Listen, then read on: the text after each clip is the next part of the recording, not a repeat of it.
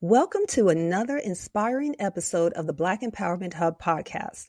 I'm Jacqueline Malone, CEO of Blind Resistance Clothing Brand, where our tagline for the culture by the culture reflects our unwavering commitment to empowerment, sustainability, and uplifting underserved Black communities. Thank you for tuning in. Remember to hit the like button, subscribe, and click the bell icon so you'll never miss an episode. We've got an empowering conversation lined up today that you won't want to miss. Stay tuned, and we'll be right back after this short message. This episode is brought to you by the Support Black Excellence Foundation and their Support Excellence Initiative. At the Support Black Excellence Foundation, we're on a mission to foster a brighter future for all, particularly in underserved Black communities. Through strategic partnerships, mentorship programs, community service projects, and financial initiatives, we are committed to driving meaningful change where it's needed most. We invite you to join us in this remarkable journey of progress and transformation. Together, we can turn our vision into a reality. Let's shape a future that is equitable and inclusive, where empowerment, elevation, and excellence intersect to create a legacy of positive change.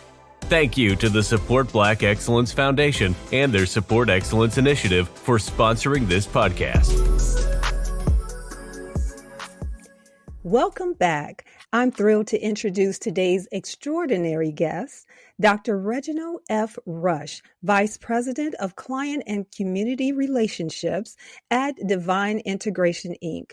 Dr. Rush is a newly minted Doctor of Philosophy and a certified business and entrepreneurship coach. He is widely admired for his expertise in business, technology, and diversity leadership.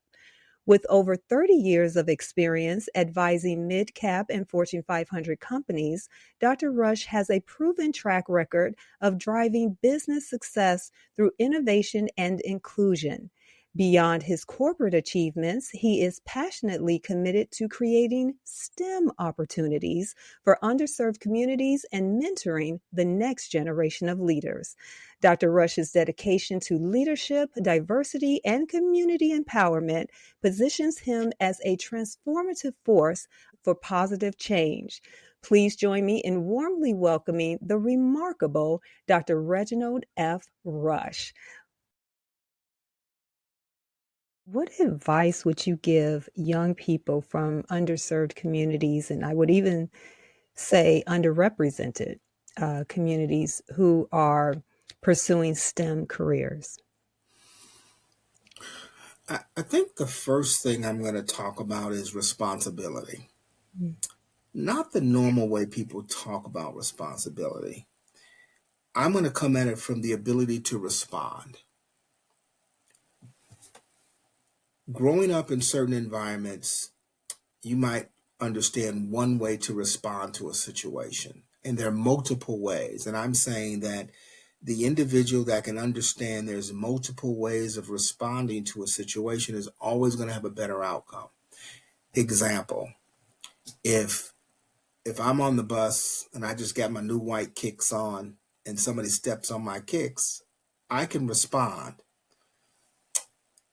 Normally that response is not going to be good. It's going to be possibly aggressive kind of response and judgmental. The other way to respond is to say, excuse me, you stepped on my shoe. Allowing that person, we talked about this word too, the grace to come back and say, oh, you know what? I am so sorry. Let me, pay to clean them, whatever. And start a better dialogue to where there's a better solution to it. And all you can do is say, no, it's not that bad. Don't worry about it. But you understand that the person didn't do it with any malintent type of thing, right? And I think teaching our youth today the ability to respond to things differently rather than, as you know this phrase, getting them told, it's not about that path. You can still, quote, get someone told in a very respectful and way. And we have to teach that, right? And I don't think we teach that anymore. So those things I think are critical. Then I think the next thing we have to do is help people understand that just because it's not in front of you, there is an opportunity. Growing up in Inglewood, as I did, I said I didn't have or see a lot of great male figures. But I knew what I didn't want to be because I saw a lot of that. And you mentioned that even in your leadership, right? When you're working, you saw a lot of bad leaders, but you knew in your heart what you didn't want to be. I think deciding on what you don't want to be and making the decision on what you do want to be opens your eyes to see a path better than you can see it before if you think that all doors are shut. All doors are not shut to you. You just got to find ways of opening them and unlocking them. With BDPA, I got some gentlemen who were very well-to-do executives, and we put together a team that would go down in the schools and talk to kids, and we called them IT big baller shot callers, right? And they go in and they'd share the kind of cars they drove, the kind of vacations they took, the kind of homes they lived in, and then they shared their backgrounds of where they came from. So those youth in that room could say, oh, if he can do it or she can do it, I can do this, right? And I think those are the kind of things we have to continue to do, is to give that hand up versus a handout kind of a mentality and to pay it forward. And I think those things are going to really make changes across diversity and inclusion. It's going to make changes across the hiring perspectives that we're challenged with as well. Those types of things I think will just pave the path uh, and correct a lot of things that we're struggling with today. Right. And nobody really can stop your destiny, God's ordained purpose for your life. Nobody's going to stop that. No. So there are always ways to learn.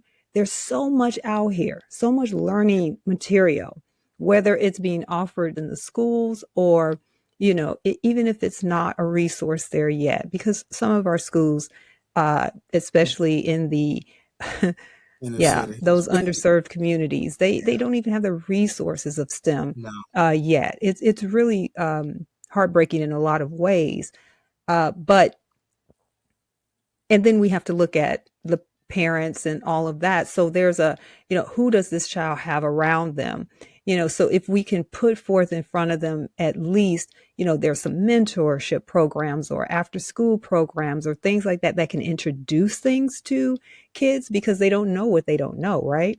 But Right. even if we can do things like that to introduce it and then show them other avenues, other pathways to get there, because there That's it. are many, many other pathways, but they just have to be in the right place to be able to receive that resource. And that resource has to be available. That's So, it. but you've said a lot of really great things. And I'm hoping that when folks watch this podcast, that they really pick up on all of those nuggets that you are dropping and see a way forward for themselves and even for individuals who can offer the way forward, that Mm-hmm. they see this and then are able to rethink some things. What am I doing, to be able to uh, allow that pathway for someone else who doesn't have? So, Exactly. very good conversation. And you touched on AI earlier, and Yeah. I want to talk a little about that because I think AI is so important here. So, artificial intelligence, or AI, it's called, is transforming industries, including Mm-hmm. business and technology at a rapid pace. So, how do you see AI reshaping diversity, inclusion, and workforce development? And you are again free to share any type of uh, uh, positive examples where AI has impacted business strategies or increased diversity. Sure. Well, the first thing is people think AI is new. AI has been around a long time. Thank you. It's been here. It's been here, and we've been using it. And I think what's happened is, we've watched the sci-fi movies and the horror movies where AI takes over the world. Machines can't take over the world. They just can't. They can accomplish a lot. They can do some things. They can even present some problems. I mean, think about when your laptop is not operated in the way that you want it to, or a piece of software. So those things are going to happen, but they cannot take over the world because behind AI, behind every machine, There takes a thinking person to do it. So I think when you look at AI, I think people think, oh my God, jobs are going to be taken from people. Jobs will be filled by AI, but they won't be taken. They're actually going to create other jobs, and those jobs are going to be more meaningful. And so let's take somebody maybe working on a manufacturing line right now, and they're saying, "Oh my God, they're talking about bringing robots in next year to start doing what I'm doing. I'm gonna lose my job." Well, you might have a robot there, but somebody's got to manage the robot. Somebody's got to make sure that even though it's a robot doing it, is that robot doing it? Is there a glitch in the system that maybe caused that robot to assemble it wrong? So the person's not going to lose their job. They're going to get elevated into another role. Now there might be a learning gap that they have to sit through some training on, but the role is going to get elevated, and they're going to not be handling these menial tasks, because that's the only thing AI is going to take away, are menial tasks. But AI is going to also help us get to solutions better. Now, AI and DE&I, I think and I hope that one day we get to a point where we put a resume in the system, and that resume quickly kind of says, this is the right person. Not looking at their race, not looking at their name, but looking at their talent and who they are, and the things they've accomplished. And what AI can do that humans fail is they can maybe look at that resume and see this person has this skill set, based off, all the data they're pulling in to make a decision. This person on this resume, these people have these skill sets that can do this job better. And it might not even be written in there, because AI is really an intelligent piece of it's just pulling like data together and then making some assumptions on it. So I think we can improve DE&I with AI as we go forward. And I'm hopeful for that, because it'll take the human factor out. Mm-hmm.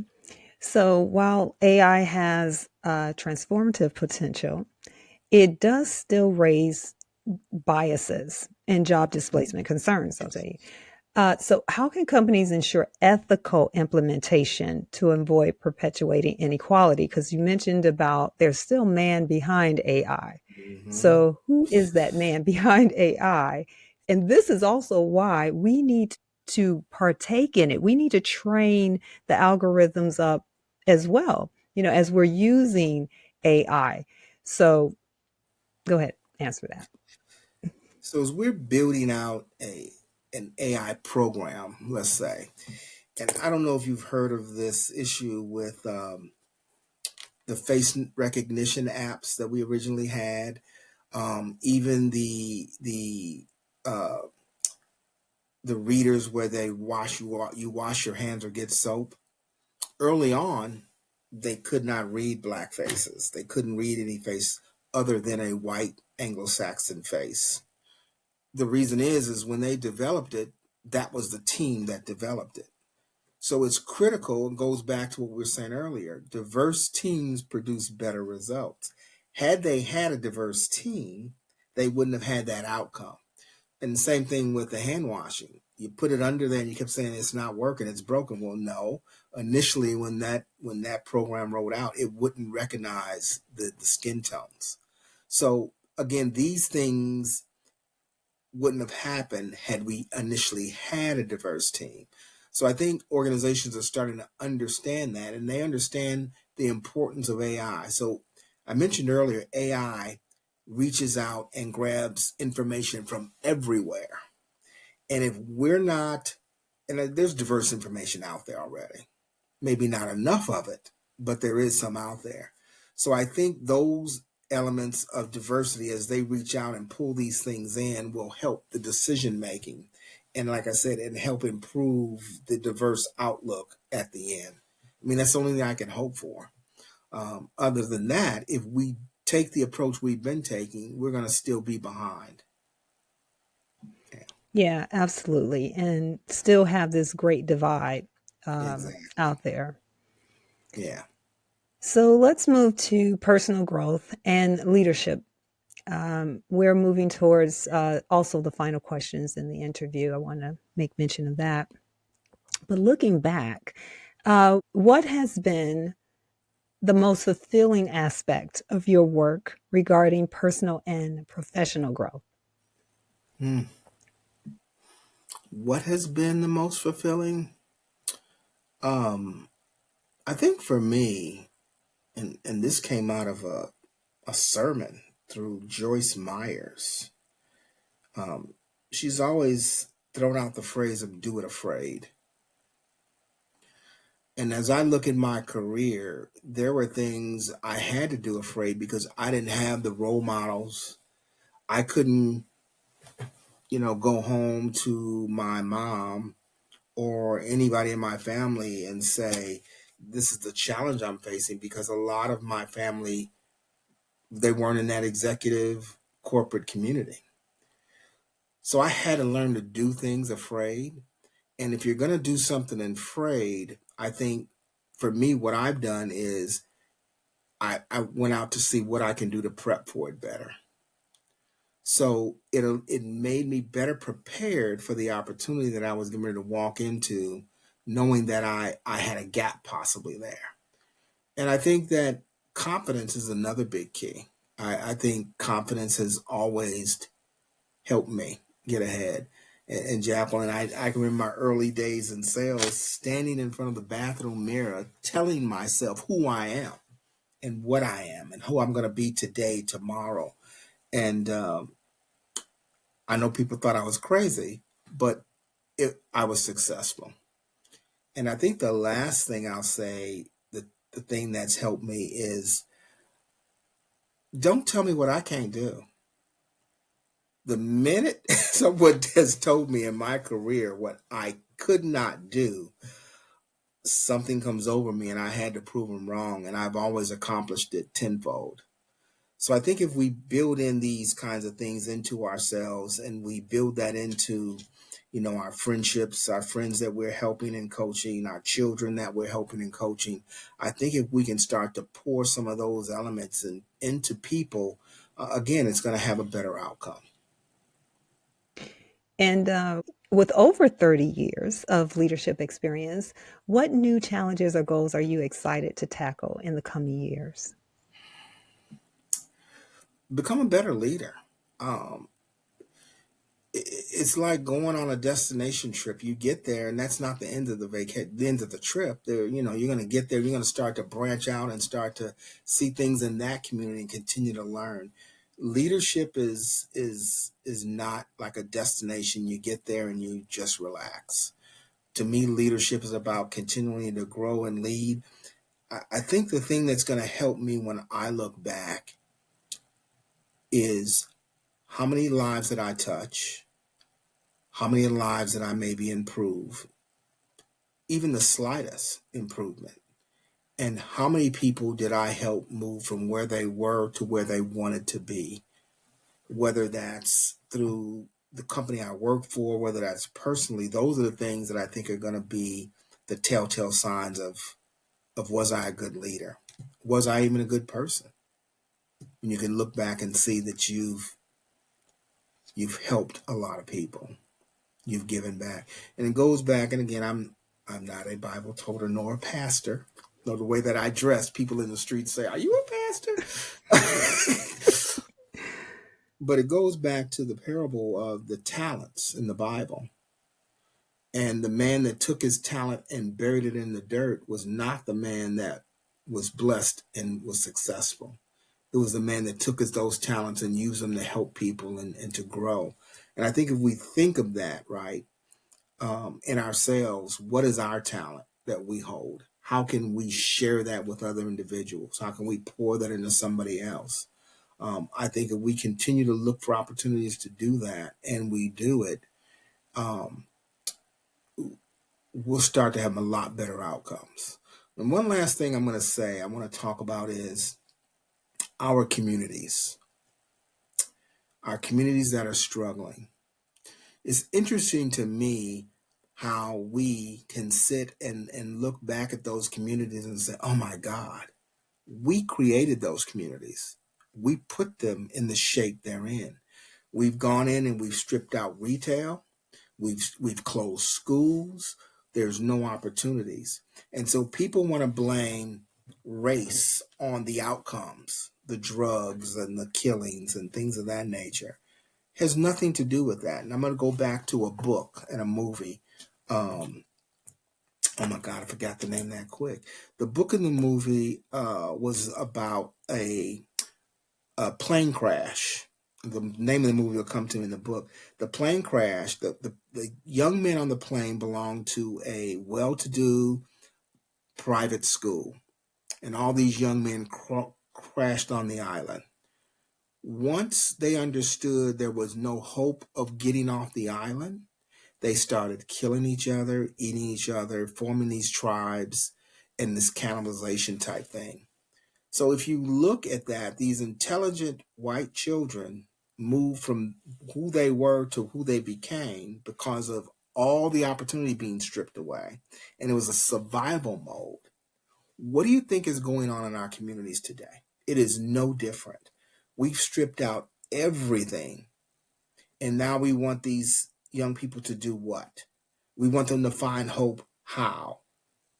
So the only way that we're going to impact these communities, and going back to what we talked about off and on, is how do we as an individual, how do the companies we work for, and how do these other corporations learn to pour back into the communities where they're getting their revenue from and help strengthen them and lift them up and lift up the people and provide opportunities.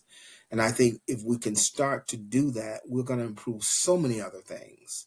And the outcome will be so much better. Absolutely. That was well stated. For those inspired by today's discussion, what are the best ways for listeners to support your work and get involved in programs that mean the most to you? I'll say for leaders that want to get involved, reach out to me on LinkedIn and just state that, hey, I saw the podcast. I want to help. Let's talk. I think a 30-minute conversation with anyone is always a worthwhile investment. Why? Because in that 30 minutes, you can decide, okay, I can and I want to help this individual, or I don't, and move on. I can, or I want to work with this individual, or I don't want to work with this individual. So I would say reach out to me on LinkedIn. If it's going to be business related, whether it's an opportunity for DivIHN to come out and work on some projects or staff, or help you do some direct hires, I always welcome that because that's revenue for the company. If it's an opportunity to find out what we're doing in the community and how they can partner, they can reach out to me as well, and we can have those discussions, and they can talk about what they'd like to do, what they got the time and resources to do, and then we can put together a solution on how they can maybe either partner with us, or I can point them in a direction to another nonprofit that I'm aware of that they can partner with in order to be involved in the community. Okay. And finally, what advice would you offer future leaders, especially those from underrepresented backgrounds, to help them navigate their careers and rise to the highest levels of leadership? I would say be open, more open than we normally are. And I'm going to pick on men this time. I started about 3 years ago, maybe 4 now, what's called an executive brothers dinner. And what happened was I would get these pings on LinkedIn or email or texts saying, hey, Reggie, I need to talk to you about this problem I have. And I would say, well, that's really not in my space after I talk to them, right? This is not an issue that I have expertise on. You should talk to so-and-so, this other brother I know. Well, I really don't know him. So you don't? Okay. So it was interesting because this seemed to happen a lot this year. And so toward the end of the year, I said, we got to stop this. So I did an email blast to all the diverse executives in my network and said, hey, who wants to get together once a month for dinner, no agenda, just so we can get to know each other? We've been doing that for a year. It's been a great group. We have about 60 people in it, and it's growing. It's not mandatory that you attend. If you're not traveling, you can attend. If you've got something you want to put on the table to discuss, we can do that. But I think what's even more important that I've discovered in that group is to be that Black executive and be in a group of like executives where you can relax and you can see the light and you can see that there's progression, maybe not at your company, but there's progression because of this community you have. It does revitalize you and give you new energy and helps you feel more secure about what you're doing. A lot of the gentlemen that spoke at Christmas time made comments like that, how this group and being associated with this group and being able to know that I've got people like me that grew up like me that are in a space similar to mine, that if I'm having a struggle, I can pick up the phone and say, hey, can you chat about this and help me with this? Give me some feedback. And having a community like that, women do it better than men. You all have those communities, the sisterhoods, and you all share that information and you lift each other up. Us brothers were behind the eight ball, still are. But those are the kind of communities that we have to create. And it doesn't have to necessarily be male, female, Black, white. They just need to be diverse communities, people with similar backgrounds that are helping each other navigate the current environment that they're in. Because, again, you can't do it alone. No, you can't. Can't do it alone. Well, Dr. Reginald F. Rush, aka Reggie, aka my friend, I love you so much. Thank you for joining us today and sharing your incredible insights into diversity, leadership, and empowering underserved communities. Your thought-provoking perspectives and unwavering dedication to driving positive change have left an indelible mark, and we sincerely appreciate the wisdom and inspiration you shared with us. Thank you. Well, thank you for the opportunity to share some things, and I am working on a book, believe it or not. Ooh, now you dropped that at the end, but you're going to have to go ahead and tell us about your book. Well, it's called Pathways right now, and that's not going to be the name, but it is about my jagged climb to fatherhood and manhood. And I kind of talked a little bit about it, is that a child can't be what a child can't see. So if I'm growing up in an environment and I don't see things that resonate with me on who I want to be and what I want to be, like I said, I saw a lot of things and I'm like, I don't want to be like him. I definitely don't want to be like him, right? I saw those things coming up, but I didn't have anybody in front of me that said, okay, that's the guy I want to be like. So I want to kind of put that path, my path, on paper in hopes that it will help someone that has having that same struggle. It's not an easy journey, and it's something that we all have to do. I think deciding on who you want to be, whether it's be this particular man, be this kind of employee, be this kind of executive, be this kind of leader, if you don't set the goal of who you want to be or where you want to go, you'll never get there. So no one ever told me that as a kid, but I sensed that I had to have a goal and I had to have someone to help me get there. And I think those are the things that are going to be in the book that are going to hopefully help guide people, whether it's a young man to a manhood or if it's a young woman to womanhood and motherhood and fatherhood. These things are important. So that's kind of what my book is about. Do you have a time of release? I do not. If you want to get back with me, maybe mid-year, I hope to have a better idea of that. I'm hit or miss, and I'm trying to be more hit on it than miss and get it done because I've been messing around with it for too long. So, Okay, well, you're welcome on this podcast. We're going to promote that book. okay. Oh, we're That sounds definitely going to good. promote your book. Sounds great. Yeah, I I'll partner appreciate the with you on that. I have a few ways to help you promote that. It's All going to be right. fun. Sounds good. Yeah, Jacqueline, thank you so much for this opportunity. We've known each other a long time, so it was good to catch up, but also it was good to be in this conversation that you're going to share with your community. So thank you so much. you're welcome. Absolutely. Anytime. To our listeners, thank you for tuning in to this impactful Black Empowerment Hub podcast episode. If today's conversation resonated with you, please take a moment to like, share, and leave a comment. We'd love to hear from you. What's one action inspired by Dr. Rush's insights that you think can help create meaningful change in our communities? Drop your thoughts in the comments below. Of course, remember to subscribe and hit the bell icon so you'll never miss an episode filled with stories of empowerment, innovation, and progress. Remember, the actions we take today will shape the future we'll all share. Together, we can continue to support, uplift, and empower our communities. Stay empowered, stay involved, and always remember that real change begins with us, within our communities. See you next time.